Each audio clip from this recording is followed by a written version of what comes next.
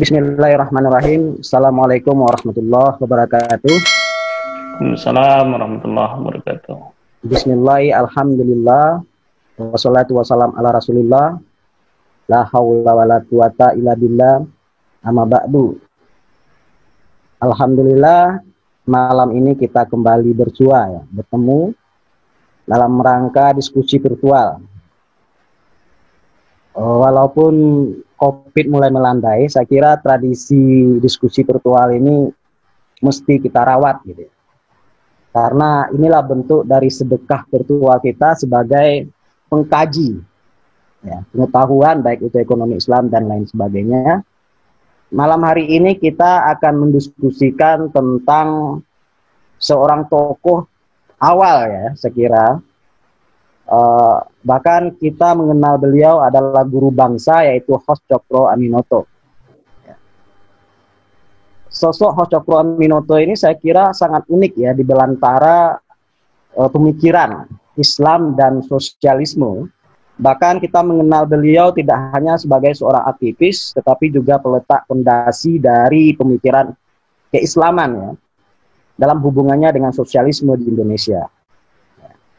Nah, pada malam hari ini kita akan berusaha memantik itu dengan penghantar diskusi kita, yaitu Pak Teguh Murtazam dari UIN Araniri ya.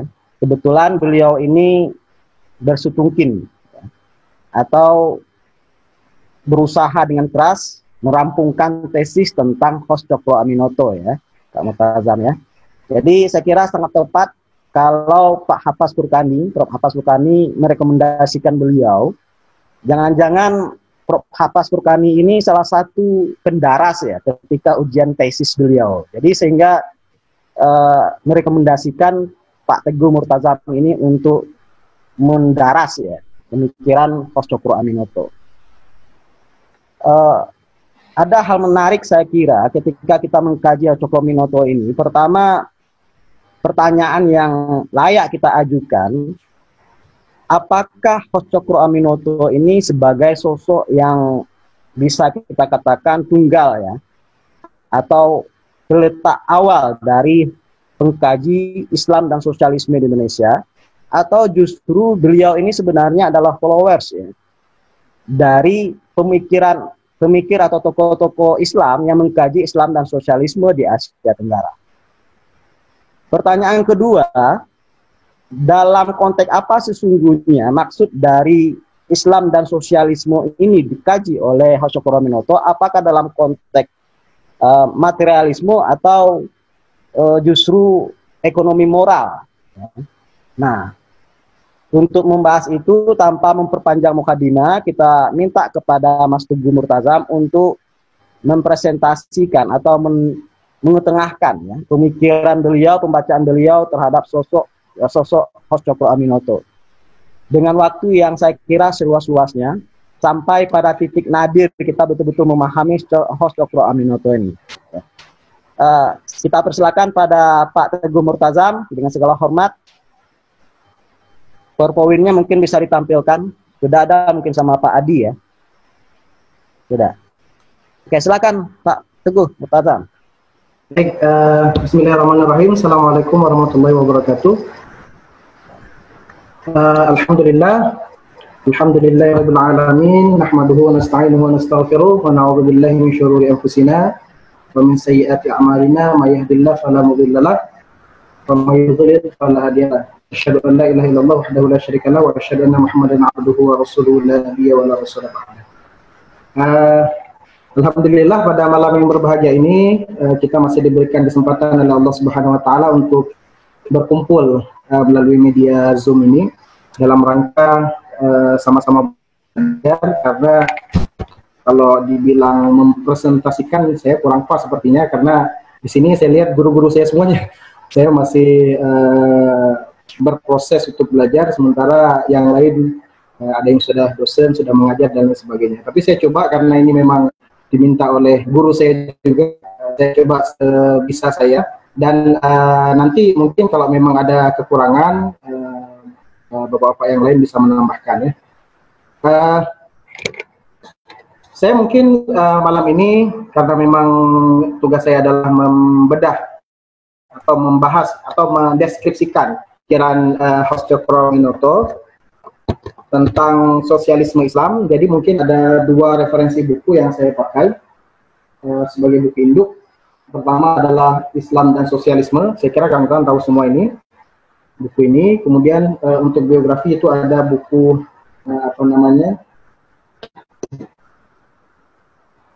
buku dari Anhar Gonggong. Tapi mungkin nanti ya kita ambil sekilas, di samping memang ada beberapa referensi yang lain ya.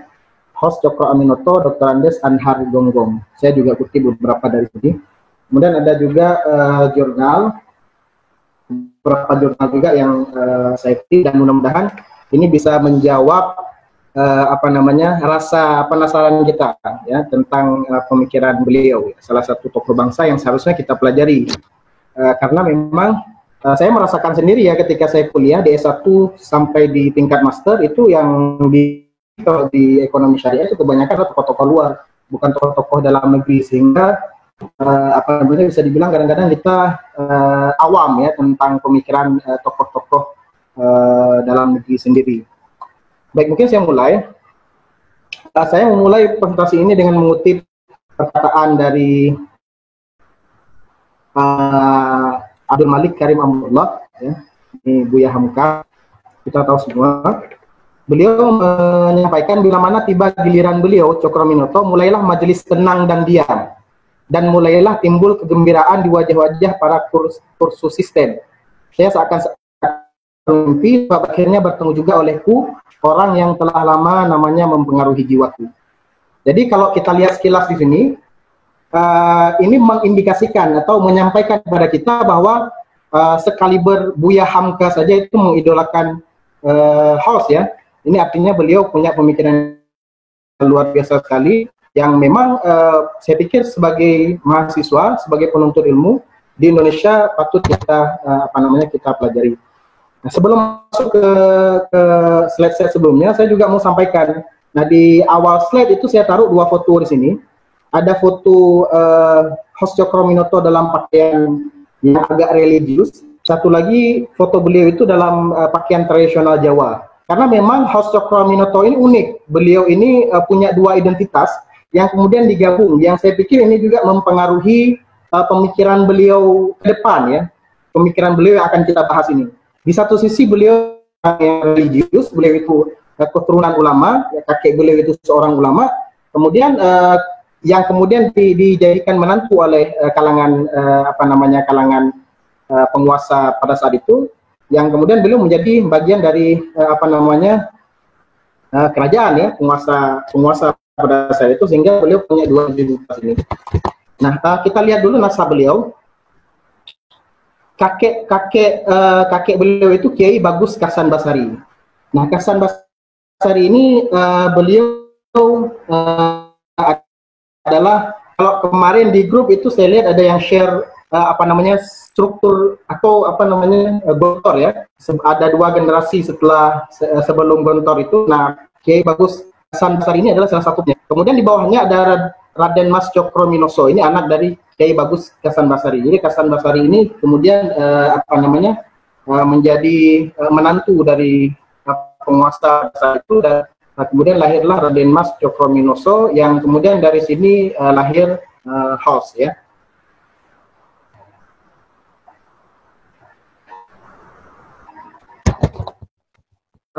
Kemudian Host itu juga punya beberapa saudara, ada 12 saudara. Anak pertama itu adalah Umar Jaman Cokrotiworo, kemudian ada yang kedua itu ada Host Cokroaminoto. Jadi beliau itu anak kedua dari 12 bersaudara. Kemudian ada Raden Ayu Cokrowadi Suryo, kemudian ada Purwadi Cokrosudino, kemudian ada Umar Sabit. Ini yang kemudian menjadi anggota partai PSII ya. Dan juga Masyumi, dan beliau juga menjadi salah satu korban PKI, keganasan PKI di Madiun pada saat itu. Kemudian ada Raden Ajeng Adiati, kemudian di bawahnya ada Raden Ayu Martowinoto, kemudian ada Suryoso. Ini saya pikir tidak terlalu asing di pendengaran kita, karena beliau memang selain dari arsitek, beliau seorang arsitek, beliau juga politikus dan pernah menjadi menteri. Beliau juga tokoh yang merumuskan dasar negara kita ya. Kemudian di bawahnya ada Raden Ajeng Istingat. Nah, mungkin kalau seandainya nanti ada kesalahan pelafalan ya, karena mungkin saya agak asing dengan pelafalan Jawa, mungkin nanti bisa kawan-kawan bisa diluruskan. Kemudian ada Purwoto, kemudian ada Raden Ajeng Istijah Cokro Sudarmo, dan ada Istirah Muhammad Subari. Jadi beliau ini adalah yang kedua 12 saudara.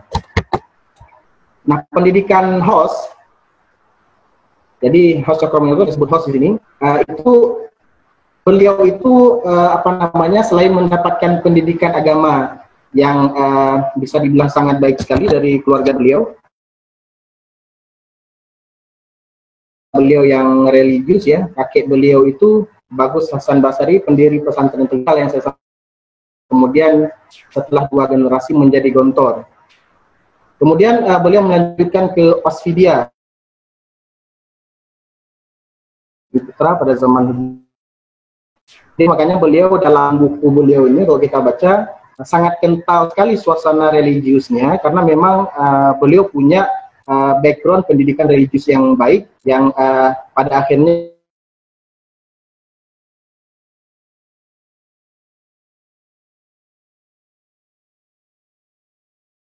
murid-murid beliau ada beberapa ya. Dan ini menarik kalau kita lihat murid beliau ya, ada friksi pemikiran di sini. Jadi ada Kartosuwiryo. Kita tahu Kartosuwiryo ini adalah pembesar Darul Islam ya, DI. Kemudian ada Musa Alimin dan Samaun, ini juga dari komunis. Soekarno nasionalis, kemudian ada Buya Hamka nasionalis Islamis. Jadi bayangkan saja sosialis Islam itu sebuah hybrid pemikiran yang kemudian dipecah kembali oleh menjadi 3 friksi pemikiran. Pemikiran pertama itu adalah yang pemikiran Islam konservatif, yang kemudian diteruskan oleh Kartosuwiryo dengan Darul Islamnya. Kemudian komunis, ada Musa Alimin dan Samaun di sini. Kemudian ada Soekarno yang kemudian mengedepankan pemikiran nasionalis. Lalu ada Buya Hamka yang nasionalis Islam. Nah, kemudian untuk memahami pemikiran beliau, saya pikir juga kita perlu melihat bagaimana suasana sosial pada saat itu ya. Jadi periode hidup Host itu 16 Agustus 1882 sampai 17 Desember 1934, artinya 50 tahunan. Itu adalah terutama di awal-awal 1900-an itu adalah masa perjuangan yang memang diisi perjuangan dari sisi politik dan intelektual ya. Hal ini bisa kita lihat dengan lahirnya beberapa organisasi intelektual politis pada masa tersebut seperti Syarikat Islam, kemudian ada Budi Utomo, ada ya Partai Komunis juga, ada PNI dan seterusnya. Nah, ini yang kemudian juga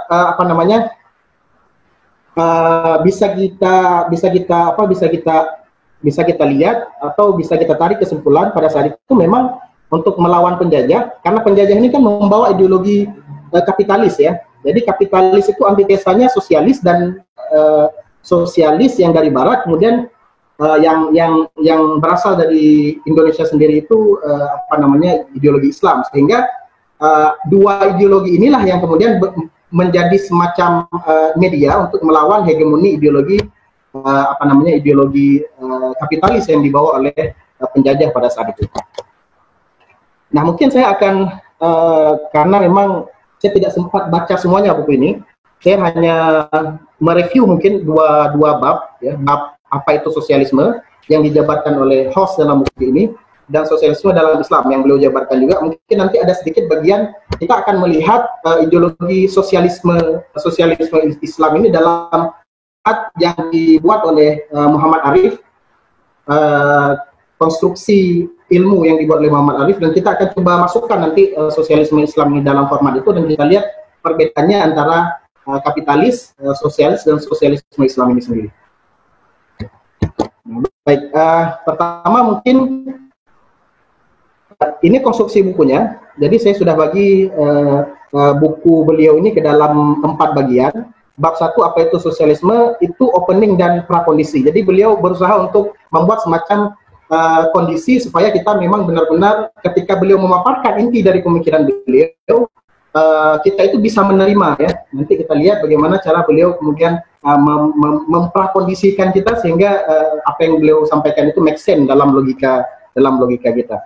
Jadi ada prakondisi, kemudian ada rekonstruksi ide inti. Kenapa saya buat rekonstruksi? Karena memang kalau menurut keterangan host, jadi sosialisme Islam memang sudah ada pada zaman Rasul. Jadi ini bukan bukan hal yang baru ya. Menurut host itu bukan hal yang baru karena beliau mengatakan bahwa ini sudah ada pada zaman Rasul dulu. Beliau hanya memunculkan kembali sehingga bisa dibaca dan dipelajari oleh kitab pada saat ini ya, murid-murid beliau.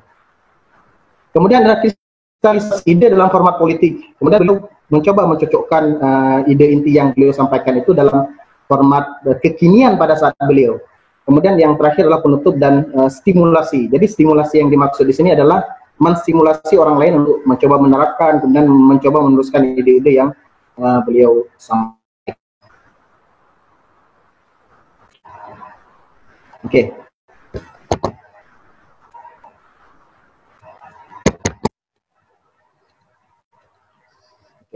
Bab 1 apa itu sosialisme?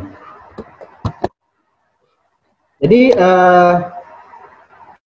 itu menyampaikan bahwa sosialisme itu adalah pemahaman yang yang secara langsung menentang individualisme. Jadi paham sosialisme ini bertentangan sama sekali dengan paham individualisme yang hanya mengutamakan keperluan individu seseorang bagi dirinya sendiri.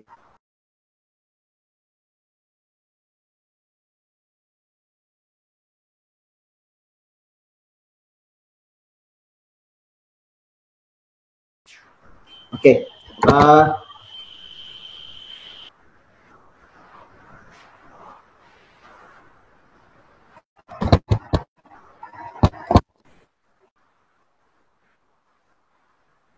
host dalam bukunya di awal-awal mencoba membangun dasar-dasar argumentasi yang kelak akan menjadi legitimasi pemikirannya tentang sosialisme Islam. Jadi beliau ini mengutip apa yang disampaikan Prof. Kwak. Host mencoba menyampaikan bahwa sosialis itu banyak ragamnya dan bedanya, sel-sel, jadi banyak ragam dan bedanya. Sehingga jika ada satu jenis sosialis lagi yang disebut dengan sosialis Islam, maka ini bukan hal baru dan sah-sah saja jika didasarkan pada logika tersebut. Jadi beliau seakan-akan mengutip pendapat Prof. Kwak ini sebagai legitimasi bahwa sosialis sebenarnya banyak ragamnya, dan kalau seandainya dimunculkan satu mazhab sosialis lagi, maka ini bukan sebuah permasalahan baru dan tetap bisa saja dilabelkan dengan sosialis walaupun melekat di ujungnya itu kata-kata Islam ya, yang menurut antara sosialisme dan Islam itu seakan-akan berhadapan. Tapi kemudian beliau mencoba untuk meyakinkan dengan berbagai macam argumentasi yang disampaikan kemudian bahwa sosialisme dan Islam itu sebenarnya sama atau mirip-mirip. Bahkan beliau memunculkan satu lagi yang disebut dengan sosialisme Islam ya. Banyak jenis dan perbedaan itu ada satu definisi yang agaknya bisa menyatukan menurut host, yaitu sebagai berikut. Ini saya kutip bahasa beliau. Tetap dalam arti yang bermacam itu orang boleh anggap ada pikiran yang bersama, ialah bahwasanya sosialisme itu bermaksud suatu cita-cita pengaturan atau teori yang bersamaan atau bertentangan dengan peraturan pergaulan hidup bersama yang berlaku di negeri-negeri yang umum disebut negeri sultan, yaitu sistem yang memberi kekuasaan kepada orang-orang yang merdeka dalam urusan politik, akan bersaing dengan sebebas-bebasnya dalam halnya mengeluarkan dan membagi hasil, dan bebas pula akan mempunyai hak milik atas buat mengeluarkan hasil. Jadi beliau menyampaikan bahwa ideologi sosialis ini bertentangan dengan hal-hal yang bersifat individualisme yang beliau sampaikan dalam keterangan bukunya. Kemudian sosialisme versus komunisme. Jadi komunisme kita kadang-kadang salah paham ya, seolah-olah menyamakan antara sosialisme dan komunisme. Nah, ini di sini beliau menjelaskan apa perbedaan antara sosialisme dan komunisme itu. Jadi di sini beliau jelaskan bahwa komunisme yang diatur dengan aturan bersama, lalu barang itu dimiliki bersama. Kemudian sosialisme, peraturan tentang harta benda yang di dalamnya ada unsur kepemilikan bersama di atas faktor-faktor produksi. Kemudian urusan harta diatur secara komunal, barang yang sudah didapatkan menjadi milik pribadi. Nah, dalam salah satu yang sempat saya baca, komunisme ini disebutkan lebih brutal dibandingkan dengan sosialisme, karena mereka menganggap bahwa pemikiran sebelumnya yang sudah sangat mengakar itu harus dihilangkan atau diubah dengan cara luar biasa. Salah satunya adalah menggulingkan pemerintahan yang ada. Pemerintahan yang ada ini harus pemerintahan yang kuat yang kemudian bisa menghapus sisa-sisa pemikiran sebelumnya. Makanya komunisme ini dilabelkan dengan kebrutalan. Sementara sosialis itu lebih lembut dibandingkan dengan komunisme itu sendiri. Nah, kemudian yang besar sosialisme yang menganut dua unsur utama yang telah dijelaskan sebelumnya. Ada 4 aliran besar menurut Hoss. Pertama adalah sosial demokrasi. Jadi ini alat produksi dikelola secara komunal, namun pemerintahannya cenderung demokratik. Kemudian ada anarkisme, ya, perkumpulan masyarakat tanpa tidak punya negara, bahkan mereka menganggap negara itu berbahaya. Alat produksinya dikuasai oleh perhimpunan masyarakat, ya mungkin kelompok saja seperti itu yang mengatur dirinya sendiri. Nah, kemudian ada stat sosialisme. Stat sosialisme ini adalah negara yang pengaturan ekonomi diatur secara komunal, secara bersama negara, namun kepunyaan faktor produksi tidak dimiliki oleh negara, sehingga Hoss menyebut ini tidak bisa masuk masa sosialis, karena sosialis itu menurut Hoss harus memenuhi 2 unsur. Pertama adalah ekonomi itu diatur oleh negara, kemudian faktor produksi itu dikuasai oleh negara. Sementara stat sosialisme itu tidak seperti itu, ya. Jadi ekonomi saja diatur oleh negara, namun faktor produksi tidak dikuasai oleh negara. Kemudian ada yang terakhir adalah aktor sosialisme. Jadi pemerintah hanya mengatur tanah dan isinya saja. Jadi oleh Hoss juga dianggap tidak layak masuk sosialisme. Lagi-lagi ya, karena tidak mencukupi 2 unsur tadi. Berdasarkan 2 indikator yang disebutkan di definisi sebelumnya. Kemudian 2 aliran sosialis yang diakui dalam Islam menurut Hoss. Jadi Hoss itu kemudian memilih dari 4 aliran tadi, ada 2 yang diakui, ya. Pertama ada stat sosialisme, kemudian ada industri sosialisme. Stat sosialisme sebagaimana dijelaskan. Jadi hanya negara itu hanya mengatur ekonomi saja, tapi tidak menguasai faktor produksi. Kemudian industri sosialisme. Jadi industri sosialisme ini beliau sampaikan, jika sebuah negara berbentuk sosialis, maka industri mesti dikuasai negara. Tanah juga harus dijadikan pokok industri besar. Model ini juga menurut Hoss yang dijalankan oleh Rasulullah sejak menjadi atau memegang negeri, menjadi khalifah. Adapun faktor produksi lain dikuasai oleh rakyat. Jadi negara itu hanya menguasai tanah saja, adapun faktor produksi yang lain itu dikuasai oleh masyarakat. Kemudian bab 2 sosialisme dalam Islam. Nah, ini mungkin kita masuk ke argumentasi Hoss Cokroaminoto untuk menjustifikasi bahwa sosialisme itu sebenarnya ya sama saja dengan yang tidak bertentangan dengan Islam. Jadi sosialisme Islam itu sebenarnya ada, ya. Argumennya adalah beliau menyampaikan ayat Al-Quran, makanya tadi saya sampaikan beliau ini sangat religius sekali, ya. Jadi identitas beliau yang sangat religius itu kemudian membentuk pemikiran beliau yang kemudian akhirnya menjadi mengkristal menjadi pemikiran sosialisme Islam ini. Pertama, Quran surah Al-Baqarah ayat 213 yang artinya manusia sejak dahulu adalah umat yang satu. Kemudian ada Quran surah Al-Hujarat ayat 13. Hai manusia, sesungguhnya kami menciptakan kamu dari seorang laki-laki dan seorang perempuan dan menjadikan kamu berbangsa-bangsa dan bersuku-suku supaya kamu saling kenal mengenal. Sesungguhnya orang yang paling mulia di antara kamu di sisi Allah ialah orang yang paling bertakwa di antara kamu. Sesungguhnya Allah Maha mengetahui lagi Maha mengenal.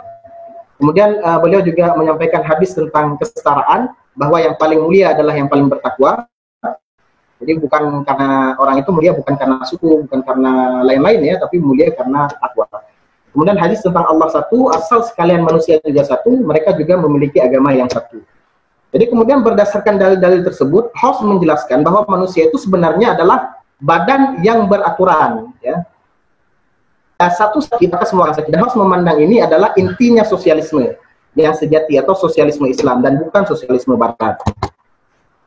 Kemudian beliau juga mendasarkan argumentasi beliau, Islam itu juga punya ibadah-ibadah yang sifatnya yang bersifat sosialis ya, seperti haji. Haji ini beliau jelaskan berkumpulnya manusia dari berbagai macam suku bangsa, ya. Ada yang kaya, ada yang miskin, semuanya sama ya, semuanya beribadah kepada Allah. Beliau juga sampaikan tentang sholat Jumat, kemudian sholat 2 hari raya. Jadi ibadah-ibadah ini membuktikan bahwa dalam Islam itu ada sifat-sifat yang melekat pada sosialis. Jadi tidak ada perbedaan di antara manusia, tidak ada perbedaan karena suku bangsa dan lain sebagainya, karena kekayaan dan sebagainya, sehingga masyarakat semuanya sama. Kemudian beliau juga sampaikan, menginformasikan kedermawanan cara Islam. Ini juga beliau jadikan sebagai salah satu dalil bahwa ada ya sosialis Islam itu. Beliau sampaikan bukti lain yang menyatakan bahwa Islam bersifat sosialis dan sekaligus ingin menunjukkan ciri sosialis Islam adalah adanya sedekah, baik yang bersifat wajib dan sunnah. Infak yang bersifat wajib dan sunnah sesuai dengan kemampuannya sendiri dalam Islam. Kemudian beliau juga sampaikan persaudaraan Islam. Harus menjelaskan bahwa Islam adalah agama yang persaudaraannya sangat indah, di mana permusuhan yang sudah turun-temurun bisa dinamaikan, tidak ada perbedaan hanya karena kasta, warna kulit, suku bangsa dan sebagainya. Dalam Islam semuanya sama, semuanya bersaudara dalam ikatan akidah Islam. Kemudian Islam dan anasir-anasir. Anasir-anasir ini saya coba cari kamus karena saya tidak familiar dengan bahasanya ya, rupanya unsur. Jadi unsur Islam dan unsur-unsur sosialis. House itu menyebut ada 3 unsur sosialis. Pertama adalah kemerdekaan, yang kedua adalah kesamaan, yang ketiga persaudaraan. Dan beliau mencoba kemudian membuktikan bahwa sebenarnya ketiga hal ini adalah ajaran Islam. Makanya kemudian House menjelaskan ya, kita lihat misalnya poin kemerdekaan, House menjelaskan bahwa Islam menjadikan poin ini salah satu unsur penting. Dalam Islam seseorang tidak boleh takut kepada siapapun kecuali Allah. Terbukti ketika Muslim yang aslinya adalah Arab Baduy, yang mereka itu tinggal di rumah yang nggak punya atap, ditugaskan untuk menghadap Raja Persia dan Roma, tidak menundukkan pandangannya sedikit pun. Jadi menggambarkan hal ini, House menyebut mereka hawa seperti angin dan merasakan seluas-luasnya kemerdekaan yang orang dapat memikirkannya. Kemudian yang kedua adalah persamaan. House menjelaskan bahwa di kalangan kaum muslimin tidak hanya menganggap tidak ada perbedaan disebabkan suku bangsa, harta, jabatan, dan warna kulit, namun muslim itu adalah satu tubuh ya. Jadi muslim itu ya seperti satu tubuh, kalau seandainya ada bagian yang sakit, maka bagian yang lain juga akan merasakan sakit. Kemudian yang ketiga adalah persaudaraan. Berdasarkan poin ini, House mengutip sebuah hadis dari Abu Hamzah Anas bin Malik, Rasulullah SAW bersabda bahwa tidak akan sempurna iman seseorang hingga ia mencintai saudaranya sebagaimana ia mencintai dirinya sendiri. Nah, ini mungkin bagian akhir sebelum nanti dilanjutkan diskusi atau mungkin ada tambahan dari diskusi yang lain. Kita akan melihat sosialisme Islam dalam format mikrofondasi Muhammad Arif.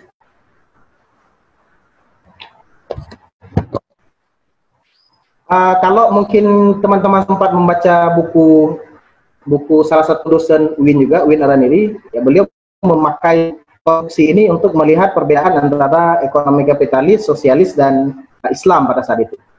Kita coba pakai ini untuk ya, mencoba melihatlah secara umum kira-kira perbedaannya apa ya. Kalau kapitalis itu paradigmanya itu paradigma pasar ya, market ekonomi. Dasar mikrofondasinya itu ekonomi. Kemudian dasar filsafatnya filsafat utilitarian, individualisme yang berbasis pada laissez-faire. Sosialis bukan sosialisme Islam, itu paradigmanya adalah paradigma Marxian. Adapun dasar mikrofondasinya itu tidak ada kepemilikan individu pada faktor produksi. Jadi faktor produksi itu tidak dikuasai oleh individu tapi dikuasai oleh negara. Dikuasai secara komunal melalui negara. Adapun dasar filsafatnya adalah dialektika materialistik. Adapun sosialisme Islam, jadi manusia ini sebagai suatu kesatuan, ummatan wahidan ya. Kemudian dasar mikrofondasinya itu muslim, jadi ini mirip dengan ekonomi Islam. Kemudian dasar filsafatnya adalah kebebasan, persaudaraan, dan kesetaraan berbasis pada nilai-nilai Islam. Sehingga kalau kita lihat memang kalau seandainya kita masukkan satu lagi ekonomi Islam misalnya di sini, maka akan ada arsiran ya. di sisi mikrofondasinya. Dan yang lain itu juga sama antara sosialisme Islam dengan ekonomi Islam. Ya. Misalnya kita lihat paradigma manusia sebagai satu kesatuan dalam frame Islam umatan wahidan itu, yang di dalamnya tentu ada aspek akidah dan lain sebagainya. Dan ini juga punya arsiran dengan ekonomi Islam itu sendiri. Nah, dasar filsafat sebagaimana yang telah disampaikan tadi, kebebasan, persaudaraan, dan kesetaraan berbasis pada nilai-nilai Islam ini juga punya arsiran, saya pikir, dengan ekonomi Islam. Nah, mungkin ini pengantar diskusi saya. Mungkin nanti bisa dilanjutkan oleh kawan-kawan yang lain untuk menambahkan atau ada yang mau dilengkapi. Kalau ada pertanyaan juga boleh. Kalau saya bisa jawab, saya akan coba jawab. Kalau tidak, mungkin peserta yang lain, ya bapak-bapak yang lain bisa membantu jawab. Mungkin demikian, terima kasih. Saya kembalikan kepada Pak Muhammad Solihin. Ya, terima kasih Pak Teguh Murtazam, sangat menarik sekali ya uraian yang disampaikan oleh Pak Teguh tadi. Saya kira terbuka wawasan kita bahwa ternyata Host Cokro Aminoto ini adalah sebagai sosok yang sangat kompleks ya. Mulai dari pemikiran fondasi filosofis beliau dalam melahirkan atau memproduksi hubungan sosialis dan Islam, juga termasuk hubungan personal beliau dengan tokoh-tokoh lain ya, apakah itu Soekarno sebagai founding father dan sebagai peletak dasar nasionalisme Islam, bahkan dengan komunisme sekalipun, yaitu Musso dan lain sebagainya. Oke,